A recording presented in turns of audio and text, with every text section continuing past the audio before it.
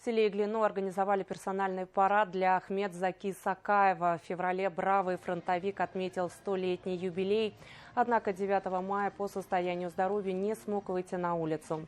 Но праздник пришел к нему сам. Под окнами дома артисты устроили для него концерт. Пели песни, исполняли танцы военных лет и читали стихи. За всем происходящим капитан 3-го ранга в отставке Ахмедзаки Сакаев наблюдал, едва сдерживая слезы. 9 мая по радио все сообщают сразу. По радио. На Южном Палове время даже места не было.